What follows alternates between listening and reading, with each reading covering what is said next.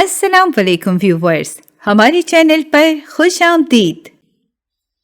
میرا نام فائزہ بطول ہے۔ میں فورٹ عباس شہر کی رہنے والی ہوں۔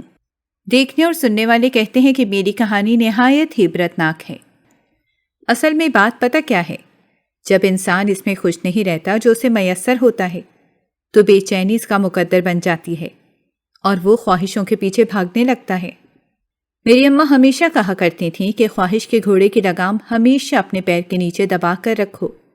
اگر تم نے اس گھوڑے کی لگام کو پیر کے نیچے سے نکال لیا تو خواہش کا یہ گھوڑا بے لگام ہو جائے گا۔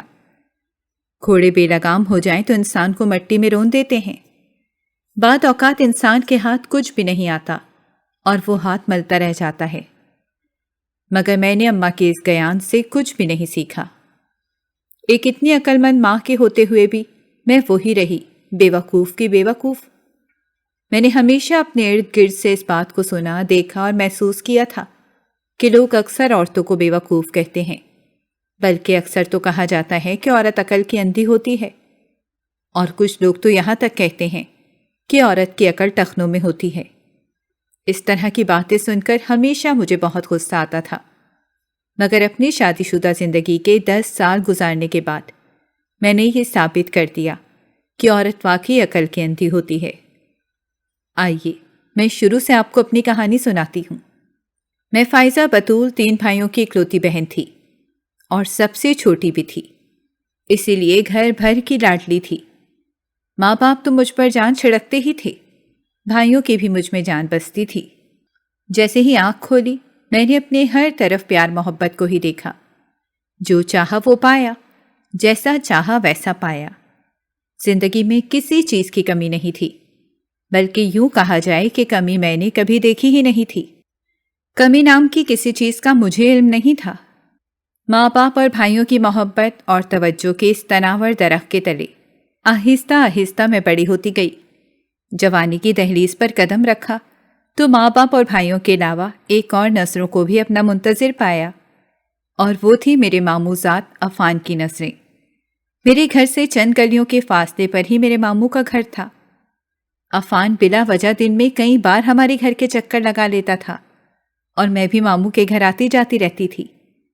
پہلے جب میں اس بات سے بے خبر تھی تو مجھے کوئی فرق نہیں پڑتا تھا کہ عفان ہماری طرف آئے یا میں ان کی طرف جاؤں، مگر جب سے میں نے یہ نوٹ کرنا شروع کیا تھا کہ عفان کی نظریں ہر وقت مجھ پر ہی ٹکی رہتی ہیں، تب سے میری روٹین میں ایک تبدیلی آ گئی تھی۔ اب عفان ہمارے گھر آتا تھا تو مجھے اچھا لگتا تھا، مگر جب میں عفان کے گھر جاتی تھی تو مجھے ایک ہچکچاہٹ سی محسوس ہوتی تھی۔ گزرتے وقت کے ساتھ ساتھ کب یہ لگن محبت میں بدل گئی ہمیں پتہ ہی نہ چلا۔ شادی کا وقت قریب آیا تو دونوں گھرانوں کو بھی اس بات کا اندازہ ہو چکا تھا۔ بنا کسی روک ٹوک کے اور رکاوٹ کے میری اور عفان کی منگنی ہو چکی تھی۔ میں اور عفان دونوں ہی بہت خوش تھے۔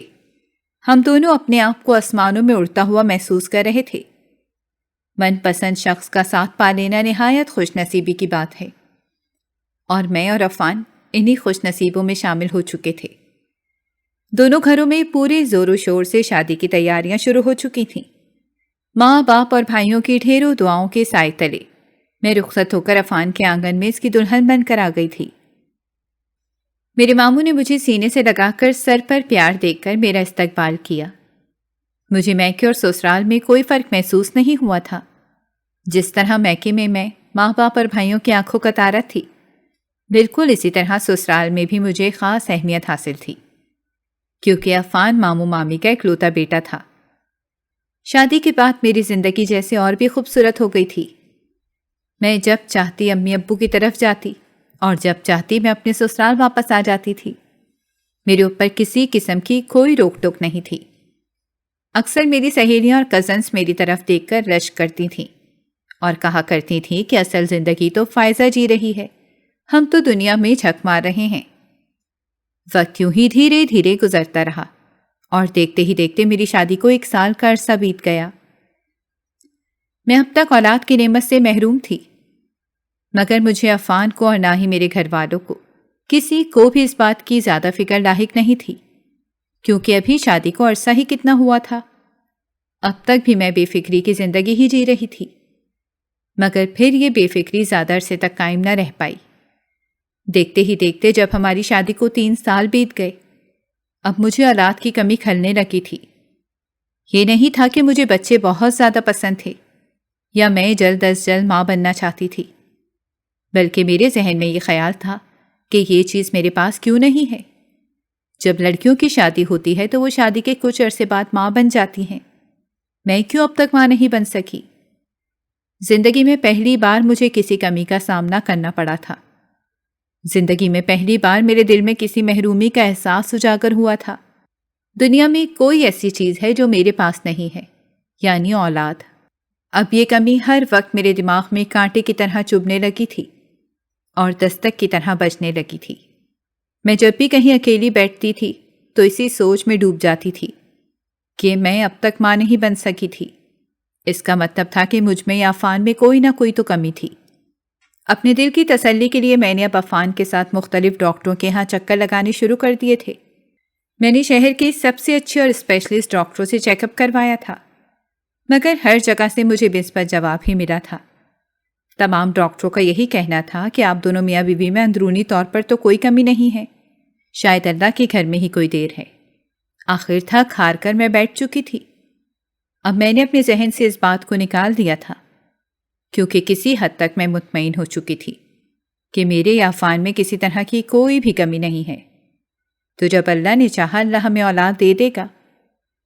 یوں ہی صبح شام کرتے کرتے وقت اپنی رفتار سے گزرتا رہا، اور پھر میری شادی کو جب 12 سال کا عرصہ گزر گیا، پھر میری زندگی میں ایک ہلچل شروع ہوئی، اور یہ ہلچل مومانی نے پیدا کی۔ ان دنوں مومانی نے گھر میں عفان کی دوسری شادی کا ذکر شروع کر دیا۔ ان کا کہنا تھا کہ ہم نے بہت دیر انتظار کر لیا، ہمارا ایک اکلوتا بیٹا ہے، ہم بھی اس کی اولاد کو اپنی آنکھوں سے دیکھنا چاہتے ہیں، ہم بھی اپنے بیٹے کے آنگن میں خوشیاں دیکھنا چاہتے ہیں۔ مومانی کا یہ مطالبہ ایسا تھا کہ میرے اپنے گھر والے بھی اس بارے میں کچھ نہیں کہہ رہے تھے اور بالکل خاموش تھے، کیونکہ ایک طرح سے ان کا یہ مطالبہ جائز بھی تھا۔ اگر وہ شادی کے 1 یا 2 سال بعد یہ مطالبہ کرتے تو میں یا میرے والدین اس بارے میں کوئی احتجاج بھی کرتے، مگر اب تو انہیں انتظار کرتے کرتے 12 سال کا طویل عرصہ گزر چکا تھا۔ اور حیرت کا جھٹکا تو مجھے اس وقت لگا جب میں نے عفان سے اس بات کا ذکر کیا تو وہ خاموش رہا۔ مجھے اس کی خاموشی کھلنے لگی تو میں نے پھر سے اسے جھنجھوڑ کر کہا کہ تم اس بارے میں کچھ کہتے کیوں نہیں ہو، کچھ بولتے کیوں نہیں ہو؟ تو وہ جھنجھلا کر کہنے لگا، کیا بولوں، کیا کہوں میں خود بے بس ہوں اس معاملے میں۔ جس دن سے گھر میں یہ معاملہ اٹھا تھا میری راتوں کی نیند حرام ہو چکی تھی۔ میں نے اب تک ہمیشہ ایسی زندگی جی تھی جس پر لوگوں نے رشک کیا تھا، جو چاہا وہ پایا تھا، اور عفان صرف میرا شوہر نہیں تھا، عفان میری محبت تھا، اور میں کسی کے ساتھ نہ تو اپنا شوہر بانٹ سکتی تھی اور نہ ہی محبت۔ میں نے اس معاملے میں خود کو انتہائی کم ظرف پایا تھا۔ پھر ایک روز رات کو میں نے بہت دیر تک اس معاملے پر سوچا اور میں اسی نتیجے پر پہنچی کہ یہ میرا معاملہ ہے، کیونکہ عفان کی دوسری شادی کے بعد نقصان تو میرا ہی ہے، اور اس نقصان سے بچنے کے لیے مجھے خود کوئی نہ کوئی قدم اٹھانا ہوگا۔ اگلے دن صبح ناشتے کے بعد ہی جب عفان اپنی جاب پر روانہ ہو گیا تو میں تیار ہوئی اور مومانی کو بتایا کہ میں اپنی دوست سے ملنے جا رہی ہوں، اور اس کے بعد میں عائشہ کے گھر آ گئی۔ عائشہ میری بچپن کی دوست تھی، ایسی دوست جس سے میری کوئی بھی بات چھپی ہوئی نہیں تھی۔ عائشہ پر مجھے اتنا اعتبار تھا کہ میں اس سے اپنی زندگی کا ہر معاملہ آنکھیں بند کر کے ڈسکس کر لیتی تھی۔ جیسے ہی میں نے عائشہ کو یہ بتایا کہ گھر میں اب عفان کی دوسری شادی کا معاملہ ڈسکس ہو رہا ہے تو عائشہ بھی میری بات سن کر پریشان ہو گئی، اور وہ کہنے لگی، یہ بات تو بالکل پریشانی کی ہے، تمہیں کچھ نہ کچھ ضرور کرنا چاہیے۔ مگر کیا عائشہ؟ یہی تو مجھے سمجھ نہیں آ رہی۔ میں نے پریشانی سے اسے کہا تو وہ کچھ سوچنے لگی، اور پھر وہ ارد گرد دیکھتے ہوئے کہنے لگی کہ میرے پاس ایک حل تو ہے، مگر وہ بہت زیادہ رسکی ہے، اس میں خطرہ بہت زیادہ ہے۔ عائشہ دیکھتے ہوئے اس طرح مدھم آواز میں بات کر رہی تھی جیسے جانے کون سا سیکرٹ بیان کرنے جا رہی ہے۔ اس کی بات سنتے ہی میں نے فوراً پرجوش ہو کر کہا، پھر جلدی بتاؤ، انتظار کس چیز کا کر رہی ہو؟ کیا حل ہے تمہارے پاس؟ جوش میں میری آواز کچھ زیادہ ہی تیز ہو گئی۔ عائشہ نے فوراً گھبراتے ہوئے میرا ہاتھ دبایا اور کہنے لگی، آہستہ بولو، کہیں کوئی سن نہ لے۔ میں نے فوراً اپنی آواز کو آہستہ کیا اور اس سے پوچھنے لگی کہ آخر ایسی بھی کیا بات ہے کہ تم اس طرح محتاط انداز میں بات کر رہی ہو؟ تو عائشہ کہنے لگی کہ میں ایک فقیر کو جانتی ہوں، لوگ اسے قالی سرکار کہتے ہیں۔ ہمارے گھر والے تو اس فقیر کے بہت خلاف ہیں، کیونکہ ان کا ماننا ہے کہ وہ کالا علم کرتا ہے، مگر میں نے کئی لوگوں سے سنا ہے کہ اس کے پاس جائیں تو جو غرض لے کر جائیں وہ پوری ہو جاتی ہے۔ میں نے حیرانگی سے کہا، اچھا ایسی بات ہے، تو ہم بھی چلیں اس کے پاس، تم چلو گی میرے ساتھ؟ میں نے جلدی سے اسے اپنے ساتھ جانے کے لیے رضامند کرنے کی کوشش کی تو اس نے فوراً تیزی سے اپنے ہاتھ میرے ہاتھوں سے چھڑا لیے اور کہنے لگی، نہ بابا نہ، میرے گھر والوں میں سے اگر کسی کو اس بات کا علم ہو گیا تو وہ تو مجھے گھر سے ہی نکال دیں گے۔ میں تمہیں بابا کا ایڈریس دے دوں گی، تم خود ہی چلی جانا۔ عائشہ نے مجھے کہا تو میں نے فوراً اس بات میں سر ہلایا اور کہا، ٹھیک ہے، تم مجھے ایڈریس دے دینا، میں اکیلی چلی جاؤں گی، کوئی مسئلہ نہیں ہے۔ عائشہ نے فوراً دراز سے ایک کاپی پینسل نکالی اور ایک کاغذ پھاڑ کر اس کے اوپر ایڈریس لکھنے لگی۔ پھر اس نے وہ کاغذ تہہ کر کے میری مٹھی میں دیتے ہوئے کہا، دیکھو فائزہ، تم میری دوست ہو اور مشکل میں ہو، اسی لیے میں تمہیں قالی سرکار کے بارے میں بتا رہی ہوں، مگر میری بات دھیان سے سنو۔ لوگ کہتے ہیں کہ یہ بابا کالا علم کرتا ہے اور کالے علم سے دنیا اور آخرت دونوں تباہ ہو جاتے ہیں۔ انسان نہ دنیا کا رہتا ہے اور آخرت تو برباد ہو ہی جاتی ہے۔ عائشہ نے آخر میں مجھے ڈرانے کی کوشش کی تو میں نے فوراً اس کا ہاتھ رکھ دیا اور کہا کہ اب مجھے ڈراؤ تو مت، تم فکر مت کرو، میں جو بھی کروں گی سوچ سمجھ کر کروں گی۔ میں نے عائشہ کو تسلی دیتے ہوئے کہا اور پھر وہاں سے اٹھ کر اپنے گھر آ گئی۔ میں نے قالی سرکار کے اس ایڈریس کو دھیان سے اپنے پرس میں رکھ لیا اور اگلے ہی دن میں نے وہاں جانے کا ارادہ کر لیا۔ اگلے دن پھر میں مومانی کو عائشہ کے گھر جانے کا بتا کر اپنے گھر سے نکل آئی۔ مین روڈ پر آ کر میں نے رکشہ لیا اور قالی سرکار کا ایڈریس رکشے والے کو دیا۔ ایڈریس پکڑتے ہی رکشے والے نے ایڈریس کو غور سے پڑھا اور پھر وہ حیرت زدہ نظروں سے میری طرف دیکھنے لگا۔ میں نے سوالیہ نظروں سے اس کی جانب دیکھا اور پوچھا، کیا ہوا؟ کہنے لگا، کچھ نہیں باجی، اور پھر رکشہ چلانے لگا۔ تقریباً 20 سے 25 منٹ مسلسل سفر کے بعد وہ ایک علاقے میں پہنچا۔ یہ ایک سنسان سا علاقہ تھا۔ جب میں پیسے دے کر رکشے والے کو رکشے سے اترنے لگی تو کہنے لگا، باجی ویسے تو یہ آپ کا ذاتی معاملہ ہے، مگر برا نہ مانے تو ایک بات کہوں۔ میں نے حیرت سے اس کے چہرے کی طرف دیکھا اور کہا، ہاں کہو، کیا بات ہے؟ تو وہ گردن جھکائے ہوئے انتہائی مدھم آواز میں کہنے لگا، باجی آپ کی کیا مجبوری ہے جو آپ کو یہاں تک لے آئی ہے؟ میں ان پڑھ سا آدمی ہوں، دنیا کے بارے میں زیادہ کچھ نہیں جانتا، مگر اتنا ضرور جانتا ہوں کہ یہ جو کالے علم والے ہوتے ہیں نا، ان کے پاس جانے سے انسان کی مراد تو پوری ہو جاتی ہے، مگر پھر بھی وہ خالی ہاتھ رہتا ہے۔ میں کچھ دیر خاموشی سے اس کے چہرے کی طرف دیکھتی رہی، جیسے اس کی اس بات کو سمجھنے کی کوشش کر رہی ہوں۔ میرا ذہن کچھ الجھ سا گیا تھا۔ اگر انسان کی مراد پوری ہو جاتی ہے تو پھر وہ کیسے خالی ہاتھ رہ جاتا ہے؟ انسان کی بے چینی اور تڑپ تو اسی مراد میں ہوتی ہے نا، اور جب وہ مراد پوری ہو گئی تو پھر وہ خالی ہاتھ کیسے رہا؟ فی الحال یہ بات میری سمجھ سے باہر تھی، مگر میں نے اپنے سر کو جھٹک کر اس بات کو جانے دیا اور اس کو کہا، اچھا ٹھیک ہے، اب تم جاؤ۔ رکشے والا چلا گیا اور میں کچھ جھجکتے ہوئے اس مکان کے اندر داخل ہو گئی جس کے باہر قالی سرکار کا بورڈ لگا ہوا تھا۔ میں اندر داخل ہوئی تو یہ دیکھ کر حیران رہ گئی کہ وہاں تو عورتوں کا جھمکٹا لگا ہوا تھا۔ اندر ایک ہی کمرہ تھا اور باقی کھلے سے گھر میں جگہ جگہ درخت لگے ہوئے تھے اور درختوں کی چھاؤں میں جگہ جگہ عورتیں جھرمٹ بنا کر بیٹھی ہوئی تھیں۔ عورتوں کا رش دیکھ کر میرے دل کو کچھ اطمینان ہوا اور میں نے اپنے دل میں سوچا کہ ایسے ہی عائشہ نے اور اس رکشے والے نے بھی مجھے ڈرا کر رکھ دیا۔ یہاں دیکھو تو اگر یہ اتنا ہی برا کام ہے تو لوگوں کا اتنا رش کیوں لگا ہوا ہے؟ بس ایسے ہی کالے علم کا نام سن کر اس کو ہوا بنا رکھا ہے۔ میں خود کو تسلی دیتے ہوئے آگے بڑھی اور میں بھی ایک درخت کے نیچے جا کر بیٹھ گئی۔ میرے بیٹھتے ہی ایک نوجوان سا لڑکا میرے پاس آیا اور کہنے لگا، باجی پرچی لے لیں۔ اس نے مجھے اندر جانے کے لیے ایک نمبر دیا، مگر میں نے دیکھا کہ میرا نمبر تو 40واں تھا اور وہاں انتہائی گرمی تھی اور عورتوں کا رش لگا ہوا تھا۔ حبس اور گرمی سے ہر ایک کا ہی برا حال تھا، اور خاص طور پر میں جو ہر وقت اے سی چلا کر بیٹھنے والی لڑکی تھی، مجھے تو یہاں 1 منٹ بیٹھنا بھی مشکل لگ رہا تھا۔ کچھ دیر سوچنے کے بعد میرے ذہن میں ایک تجویز آئی۔ میں نے اس نوجوان لڑکے کو اپنی طرف اشارے سے بلایا، اور وہ جیسے ہی میرے پاس آیا تو میں نے اپنے پرس سے 1000 کا ایک نوٹ نکالا اور اسے کہا، دیکھو تم میرا ذرا جلدی نمبر لگوا سکتے ہو، مجھے کچھ ایمرجنسی ہے، میں نے گھر جلدی واپس جانا ہے۔ اس لڑکے نے مسکراتی ہوئی نظروں سے میری جانب دیکھا اور جھٹ سے وہ 1000 کا نوٹ جھپٹ لیا اور کہنے لگا، آپ 2 منٹ انتظار کریں، میں ابھی آیا۔ اس کے بعد وہ گھر میں بنے ہوئے اس واحد کمرے کی طرف چلا گیا جہاں یقیناً وہ کالی سرکار نام کا وہ فقیر بیٹھا ہوا تھا۔ چند منٹ بعد وہ لڑکا باہر آیا اور سیدھا میرے پاس آ کر کہنے لگا، آئیں میرے ساتھ۔ پہلے تو میں نے حیرانگی سے اس کی طرف دیکھا کہ اتنی جلدی میری باری بھی آ گئی۔ پھر میں خوشی سے فوراً اپنی جگہ سے اٹھی اور جلدی سے تیز قدموں کے ساتھ چلتی ہوئی اس کے ساتھ اندر داخل ہو گئی۔ جب میں اندر جا رہی تھی تو باہر بیٹھی عورتیں بری طرح مجھے گھور رہی تھیں۔ خیر میں ان سب نظروں کو اگنور کرتی ہوئی تیزی سے اندر داخل ہو گئی۔ جیسے ہی میں اندر داخل ہوئی، یکدم مجھے ایسے لگا کہ جیسے مجھے آنکھوں سے دکھائی دینا ہی بند ہو گیا ہے، کیونکہ اندر بالکل اندھیرا تھا اور باہر روشنی سے اندر آنے کے بعد کچھ دیر تو مجھے کچھ بھی دکھائی نہ دیا، مگر کچھ دیر آنکھیں جھپکنے کے بعد جب میری آنکھیں کچھ دیکھنے کے قابل ہوئیں تو میں نے دیکھا کہ کمرہ مکمل طور پر خالی تھا اور کمرے کے کونے میں ایک شخص زمین پر گدا بچھائے بیٹھا تھا۔ اس شخص کی رنگت کالی سے، شاید اسی لیے اسے کالی سرکار کہا جاتا ہے۔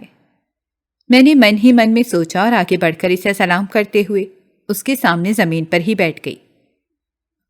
اس شخص نے سرخ رنگ کی دھوتی زیبتن کی ہوئی تھی اور اس کا اوپری بدن برہنہ تھا، اور اس نے گلے میں کئی رنگ اور مختلف سائز کی چھوٹی بڑی مالا پہنی ہوئی تھی۔ اس کی طرف دیکھ کر مجھے عجیب کرائیت سی محسوس ہوئی، مگر وہ کہتے ہیں نا کہ مصیبت میں تو گدھے کو بھی باپ بنانا پڑتا ہے، اس لیے میری مجبوری مجھے یہاں بیٹھنے پر مجبور کر رہی تھی، ورنہ میں تو ایسے لوگوں کو منہ تک نہ لگاؤں۔ اس شخص نے اپنی عجیب اور چمکتی ہوئی نگاہیں میرے چہرے پر گاڑ دیں۔ کچھ دیر وہ مجھے گھورتا رہا اور پھر کہنے لگا، اولاد چاہیے تجھے؟ میں حیرت سے اس کے چہرے کی طرف دیکھنے لگی اور یہیں پر میں کالی سرکار کی مرید ہو گئی۔ میں نے تیزی سے اس بات میں سر ہلایا اور کہا، جی بابا، شادی کو 12 سال گزر گئے ہیں، اب تک میں اولاد کی نعمت سے محروم ہوں، آپ ہی کچھ کیجئے۔ میری دعائیں اللہ تعالیٰ نے اب تک قبول نہیں کی، کیوں نہیں دعا قبول کرے گا اللہ تعالیٰ؟ اس شخص نے اپنے سر کو گول گول گھماتے ہوئے کہا اور پھر سے مسکراتی ہوئی نظروں سے میری جانب دیکھنے لگا اور کہنے لگا، کیا کر سکتی ہو اولاد پانے کے لیے؟ پہلے تو میں کچھ دیر ناسمجھی سے اس کے چہرے کی طرف دیکھتی رہی، پھر میں نے جلدی سے جواب دیا، کچھ بھی بابا جی، جو آپ کہیں گے میں وہی کروں گی، بس کسی طرح اللہ تعالیٰ مجھے اولاد دے دے، چاہے ایک ہی بچہ ہو جائے۔ میری اس بات پر کالی سرکار ایک دم کھلکھلا کر ہنس پڑا اور کہنے لگا، ارے نا سمجھ عورت، ایک کیوں، میں تیری اولاد کے لیے خاص عمل کروں گا، یہ عمل بہت ہی خاص ہے۔ اب جب مانگنے جا رہی ہے تو جو من میں ہے دل کھول کر مانگ، وہ مرادیں پوری ہوں گی۔ اس کی بات سن کر تو میں سر سے لے کر پاؤں کے ناخن تک خوش ہو گئی تھی، میری بانچھیں کھل چکی تھیں۔ میں نے کچھ کہنے کے لیے منہ کھولا ہی تھا کہ کالی سرکار نے اپنا ہاتھ کھڑا کر کے مجھے بولنے سے روکا اور کہنے لگا، بات سن بی بی، تیرے لیے مجھے ایک خاص عمل کرنا ہوگا، مگر وہ عمل میں اکیلا نہیں کروں گا، کچھ کام میرے کرنے کے ہیں اور اس میں سے کچھ کام خود تیرے اپنے کرنے کے ہیں، اور پیسہ تو لگے گا ہی، مگر ایک چیز میں تجھے لکھ کر دینے کے لیے تیار ہوں کہ تو اپنی گود میں بچوں کو کھلائے گی، مگر یہ عمل کب کرنا ہے اور کیسے کرنا ہے، اس کے لیے تجھے کیا کرنا ہوگا، یہ میں تجھے ابھی نہیں بتاؤں گا، ابھی یہاں رش بہت ہے اور اس طرح کی خاص باتیں ہم اکیلے میں کرتے ہیں کیونکہ دیواروں کے بھی کان ہوتے ہیں۔ پھر بابے نے کچھ سوچتے ہوئے کہا، آج منگل ہے اور کل بدھ کا دن گزار کر تم جمعرات کی شام کو مغرب کے بعد آ جانا، میں تمہیں اس عمل کی ساری تفصیل بتا دوں گا، عمل کرنے کے 40 دن کے اندر اندر انشاءاللہ تو خوشخبری سنے گی، یہ میرا تجھ سے وعدہ ہے۔ کالی سرکار کی باتیں سن کر میرا تو روم روم خوش ہو گیا تھا۔ میں نے عقیدت سے بابا کو سلام کیا اور اٹھ کر کھڑی ہو گئی۔ میں الٹے قدموں کمرے سے باہر کی طرف جانے لگی جب اچانک بابا نے پھر سے مجھے آواز دی، رکو بی بی۔ جی بابا۔ میں نے فوراً ہاتھ باندھ کر بابا سے پوچھا تو وہ کہنے لگا، جب جمعے رات کو آنا تو 7 رقم بھی لے کر آنا۔ میں نے کچھ سوچتے ہوئے اگلا سوال کیا اور پوچھا، بابا کتنے پیسے لاؤں؟ اور بابا کی اگلی بات سن کر مجھے لگا کہ میرے پیروں تلے سے کسی نے زمین کھینچ دی۔ جب کالی سرکار بابا نے کہا 1,00,000 روپیہ، کچھ دیر کے لیے تو میں اپنی جگہ پر ساکت ہی رہ گئی۔ اس نوجوان لڑکے نے میرے پاس آ کر مجھے کہا، چلیے باجی باہر، اگلے مرید نے آنا ہے۔ میں چونکی اور جلدی سے کمرے سے باہر نکل آئی۔ کالی سرکار کے گھر سے باہر آ کر میں نے ایک رکشہ روکا اور اپنے گھر کا ایڈریس دے کر رکشے میں بیٹھ گئی۔ پورا راستہ میں یہ سوچتی رہی کہ میں 1,00,000 روپے کا ارینج کیسے کروں گی۔ یہ نہیں تھا کہ خدا نخواستہ مجھے گھر میں پیسے کی کمی تھی، سسرال میں بھی اور ماں باپ کے گھر میں بھی پیسے کی فراوانی تھی، مگر یک مشت اتنی رقم کسی سے بھی مانگوں گی، چاہے عفان سے یا اپنے والدین سے، دینے والا وجہ تو ضرور پوچھے گا کہ آخر مجھے اتنے سارے پیسے کیوں چاہیے۔ اسی پریشانی میں ڈوبے سوچتے سوچتے کب فاصلہ ختم ہوا مجھے کوئی خبر نہ ہوئی۔ میں تو اس وقت چونکی جب رکشہ گھر کے سامنے آ کر کھڑا ہو گیا۔ رکشے والے کو کرایہ ادا کر کے میں گھر کے اندر چلی گئی۔ وہ ساری رات میں ایک پل کے لیے بھی نہ سو سکی۔ میں یہی سوچتی رہی کہ 1,00,000 روپیہ میں کس سے اور کیسے مانگوں گی۔ خیر بہت سوچنے کے بعد میرے ذہن میں یہی ترکیب آئی کہ میں 50,000 روپے عفان سے لیتی ہوں اور 50,000 روپے اپنے بھائیوں سے مانگ لیتی ہوں۔ کوئی نہ کوئی بہانہ کر دوں گی، اکٹھا 1,00,000 روپیہ جس سے بھی مانگوں گی، دینے والا ضرور چونک جائے گا۔ ذہن اس بات پر کچھ مطمئن ہوا تو پھر نیند بھی آ گئی۔ رات دیر سے سوئی، اسی لیے صبح میں دن چڑھے تک سوتی رہی۔ اسی شام جب عفان گھر واپس آئے تو میں نے ان سے کہا کہ مجھے 50,000 روپے کی ضرورت ہے۔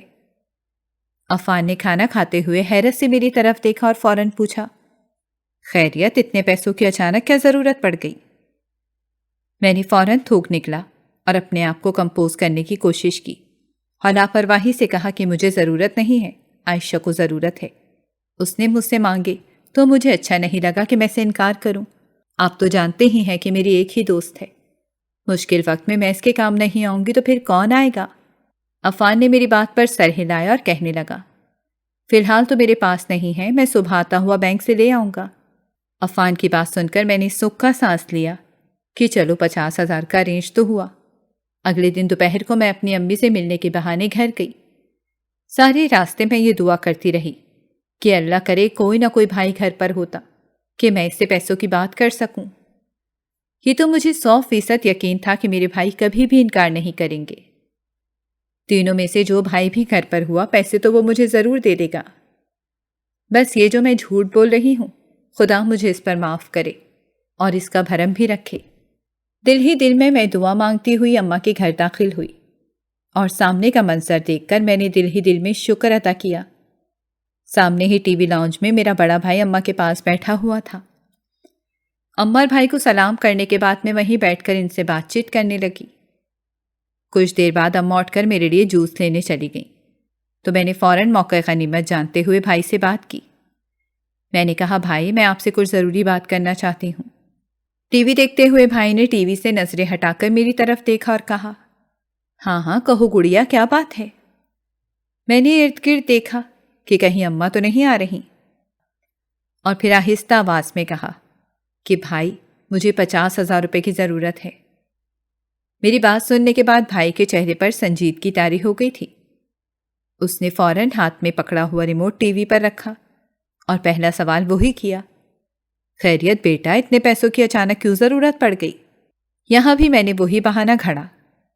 میں نے فوراً کہا، بھائی مجھے ضرورت نہیں ہے، وہ میری دوست ہے نا عائشہ، اسے کسی ایمرجنسی میں ضرورت ہے، اس نے مجھ سے مانگے ہیں۔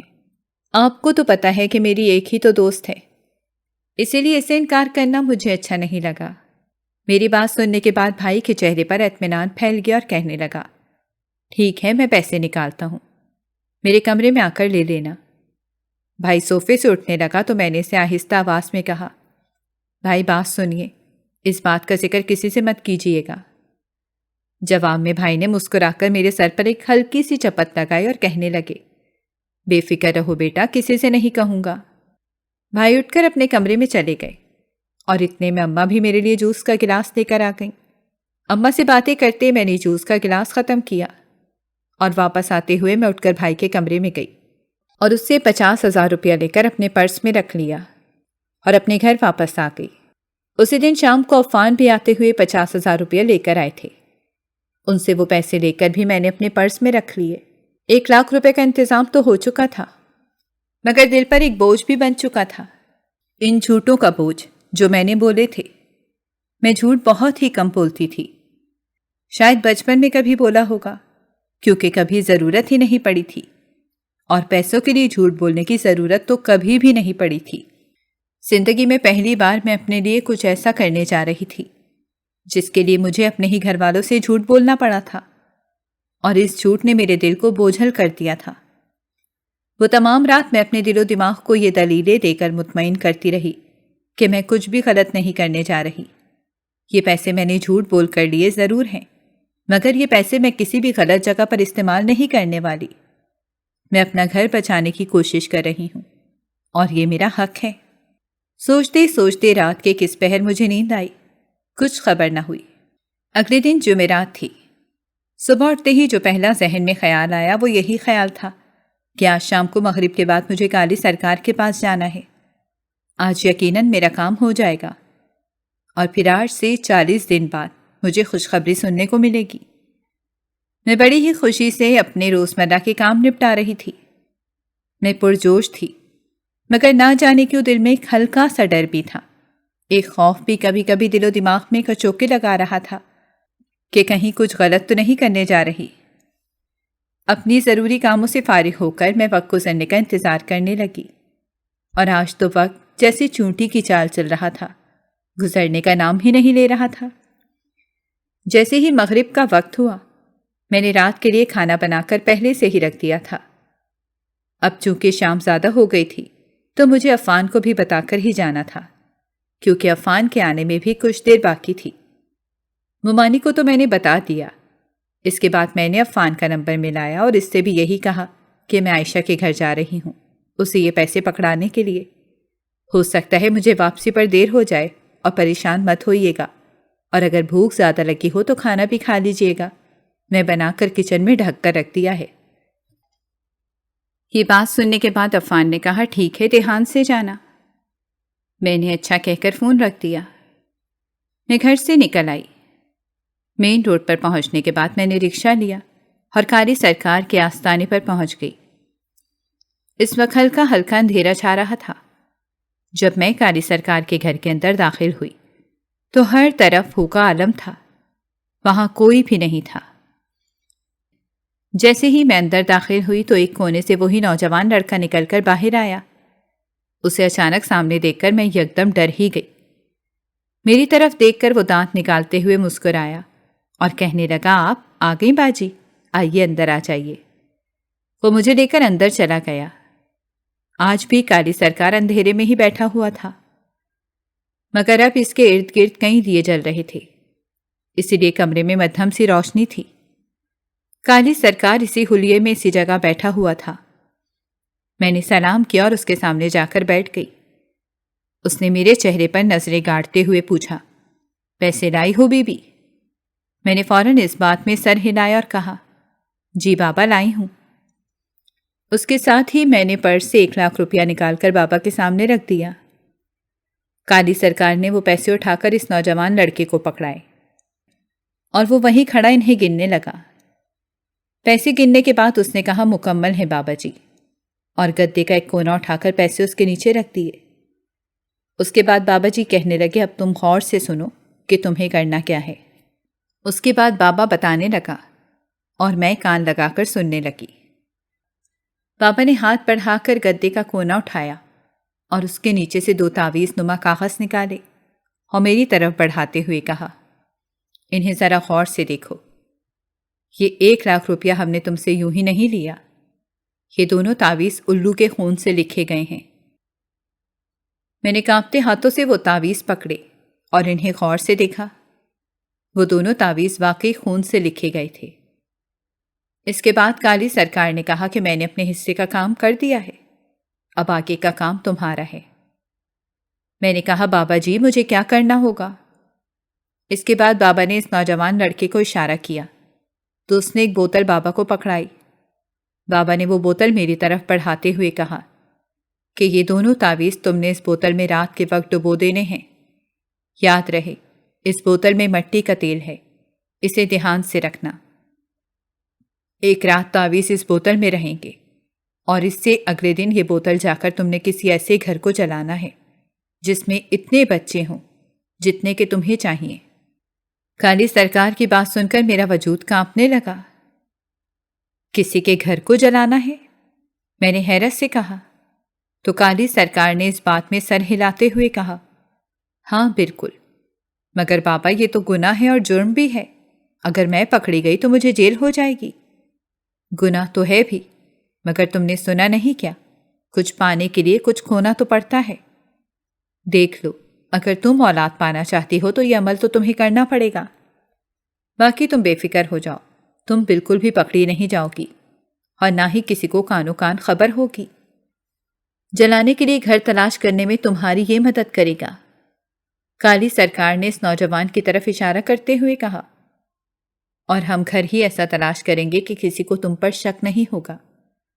بس اتنا سا کام کرنا ہے اور اس کے بعد 40 دن کے اندر اندر تم امید سے ہو جاؤ گی۔ بابا کی آخری بات سن کر میرے اندر پھر سے ہمت اور جوش پیدا ہو گیا۔ میں نے کہا، ٹھیک ہے بابا، میں یہ کام کروں گی، کیونکہ مجھے اپنے گھر کو بچانا ہے اور اپنے گھر کو بچانے کے لیے میں کچھ بھی کرنے کے لیے تیار ہوں۔ اس کے بعد کالی سرکار نے کہا کہ اب جاؤ گھر، آج رات یہ تعویذ اس بوتل میں بھگو دینا اور کل عصر کے بعد آ جانا۔ یہ بچہ تمہارے ساتھ جائے گا اور تمہاری مدد کرے گا۔ فکر نہ کرو، ہم ہر قدم پر تمہارے ساتھ ہیں، تمہیں اکیلا نہیں چھوڑیں گے۔ بابا نے کہا تو میرے دل کو کچھ اور ڈھارس ملی۔ اس کے بعد میں وہاں سے نکل آئی۔ بوتل زیادہ بڑی نہیں تھی، اسے میں نے اپنی بغل میں چھپایا اور میں اپنے گھر آ گئی۔ اس رات میں نے اس بوتل میں وہ دونوں تعویذ بھگو دیے اور اسے اپنے بیڈ کے نیچے چھپا دیا۔ اگلے دن میں عصر کے بعد پھر سے امی کے گھر جانے کا بہانہ بنا کر گھر سے نکل آئی اور سیدھی کالی سرکار کے آستانے پر پہنچی۔ آستانے پر موجود وہ نوجوان ملازم میرے ساتھ آیا اور ہم پیدل ہی جھگی بستی کی طرف آ گئے۔ جھگی بستی کے قریب پہنچنے کے بعد اس ملازم نے مجھے کہا، باجی، یہ جو قریب والی جھگی ہے اس میں 2 لڑکیاں اور 2 لڑکے ہیں، چاہو تو اس پر تیل پھینک کر اسے آگ لگا دو، نہیں تو سڑک کے اس پار وہ جو اکیلی جھگی ہے اس میں 5 لڑکے ہی ہیں صرف۔ اب آگے آپ کی مرضی ہے۔ اس وقت مغرب کا وقت ہو رہا تھا اور ہلکا اندھیرا سا پھیلنے لگا تھا۔ جھگیوں کے باسی جھگیوں کے اندر ہی موجود تھے اور باہر اس وقت کوئی بھی نہیں تھا۔ کچھ سوچنے کے بعد میں دوسری جھگی کی طرف پڑی اور ہاتھ میں پکڑی ہوئی بوتل کھول کر اس جھگی کے ارد گرد تیل گرایا اور پھر پرس سے ماچس نکال کر کانپتے ہاتھوں سے ایک دیا سلائی جلائی اور اس جھگی پر پھینک دی۔ وہاں فوراً آگ بھڑک اٹھی تو ہم دونوں تیزی سے وہاں سے نکل آئے۔ اس کے بعد میں اپنے گھر آ گئی۔ کئی دن تک میرا دل انجانے سے خوف سے کانپتا رہا کہ میں نے اتنا بڑا گناہ کیا ہے، مگر پھر جیسے جیسے دن گزرتے جا رہے تھے میں اس واقعے کو بھولتی جا رہی تھی اور اب میں دن گن رہی تھی کہ کب مجھے خوشخبری سننے کو ملے گی۔ اور پھر باقی 40 دن کے بعد میری طبیعت گری گری سی رہنے لگی۔ جب میں نے ٹیسٹ کروایا تو میری رپورٹ پازیٹیو تھی۔ اس خبر کے ساتھ ہی دونوں گھروں میں خوشی کی لہر دوڑ گئی تھی، خوشیاں مناتے ہوئے، شاپنگ کرتے ہوئے، بچے کا نام سوچتے ہوئے۔ کب 9 ماہ کا وقت گزرا ہم دونوں میاں بیوی کو پتہ ہی نہیں چلا۔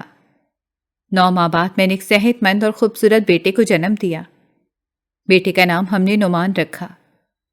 نعمان 2 سال کا ہوا تو میں نے پھر سے ایک بیٹے کو جنم دیا۔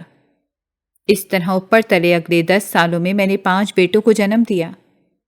میں اپنے گھر بچوں اور اپنے گھر گھرستی میں اس قدر مگن ہو گئی تھی کہ میں بھول ہی چکی تھی کہ میں نے کسی کا گھر اجاڑا تھا، میں نے کسی کی دنیا کو تباہ و برباد کر دیا تھا، میں نے کسی ماں کی گود اجاڑی تھی۔ میں بھول چکی تھی، مگر اب بھولنے والوں میں سے نہیں ہے۔ قدرت کو سب یاد تھا۔ ان گزرتے 10 سالوں میں مامور ممانی کا ایک کار حادثے میں انتقال ہو چکا تھا، اور پھر ایک دن میری زندگی میں وہ قیامت کی گھڑی آ پہنچی۔ اس دن موسم شدید خراب تھا، بادل گرج رہے تھے اور تیز بارش جاری تھی۔ عفان کا میسج آیا تھا کہ وہ بارش رکنے تک آفس میں ہی ٹھہرے گا، جیسے ہی بارش تھمے گی تو وہ آ جائے گا، اسی لیے ہم لوگ پریشان مت ہوں۔ بارش ذرا رکی تو میرے بیٹے نعمان نے کہا کہ مما مجھے چائے کا ایک کپ بنا دیں۔ میں بچوں کے کمرے سے نکل کر کچن کی طرف بڑھی۔ ہمارا گھر پرانے زمانے کا بنا ہوا تھا اور کچھ اس طرح تھا کہ 3 کمرے ایک طرف، درمیان میں بڑا سا صحن تھا اور صحن کی دوسری طرف کھلا کچن بنا ہوا تھا۔ میں نے کچن میں آ کر جلدی سے چائے کا پانی رکھا۔ میں جلدی کام کر رہی تھی کہ کہیں بارش کی وجہ سے لائٹ دوبارہ سے نہ چلی جائے، کیونکہ صبح سے یہی کام جاری تھا۔ 10 منٹ آتی تھی تو 1 گھنٹہ غائب رہتی تھی۔ میں نے چائے کے پانی میں پتی ڈالنے کے لیے پتی کا ڈبہ کھول کر ہاتھ میں پکڑا ہوا تھا جب ایک کڑاکے دار آواز سنائی تھی۔ آواز اتنی گرجدار تھی کہ ڈبہ میرے ہاتھوں سے گرا اور میں نے دونوں ہاتھ اپنے کانوں پر رکھ لیے۔ میرا دل بری طرح دہل رہا تھا۔ یہ یقیناً کہیں آسمانی بجلی گرنے کی آواز تھی۔ آواز اتنی زوردار اور کڑکدار تھی کہ اب تک میرے کانوں میں سائیں ہو رہی تھی۔ مجھے بچوں کی فکر ہوئی تو میں نے فوراً کچن سے باہر نکل کر ان کے کمرے کی طرف دیکھا تو سامنے کا منظر دیکھ کر میرا دل دھک سے رہ گیا، کیونکہ میرے بچوں کے کمرے کی جگہ راکھ کا ڈھیر پڑا تھا۔ وہاں کمرہ موجود نہیں تھا، وہاں صرف ایک سیاہ رنگ کا ڈھانچہ موجود تھا۔ جگہ جگہ سے دھواں نکل رہا تھا اور آگ جل رہی تھی۔ میں چیختے ہوئے اپنے بچوں کے کمرے کی طرف بھاگی۔ چیخ کر میں نے 1 منٹ میں پورے محلے کو اکٹھا کر لیا تھا۔ لوگوں نے جلدی سے پانی ڈال کر اس آگ کو بجھایا تھا اور میرے بچوں کو اندر سے نکالا۔ میرے 5 بچوں کی لاشیں میرے سامنے پڑی تھیں اور ان کا حال یہ تھا کہ وہ مجھ سے پہچانے نہیں جا رہے تھے کہ یہ میرا کون سا بیٹا ہے۔ ایک پل لگا تھا، صرف ایک پل، اور میری دنیا اجڑ چکی تھی۔ اس دن صحن میں میرے بچوں کی لاشیں پڑی تھیں اور اس جلے ہوئے کمرے کی طرف دیکھ کر مجھے وہ جلی ہوئی جھگی یاد آ رہی تھی اور میرے کانوں میں عائشہ کے اور اس رکشے والے کے الفاظ گونج رہے تھے جنہوں نے مجھے کہا تھا کہ انسان اپنی مراد پا کر بھی خالی ہاتھ رہ جاتا ہے، اور میں بھی تو خالی ہاتھ رہ گئی تھی۔ سوائے پچھتاووں کے میرے پاس اب کچھ نہیں تھا۔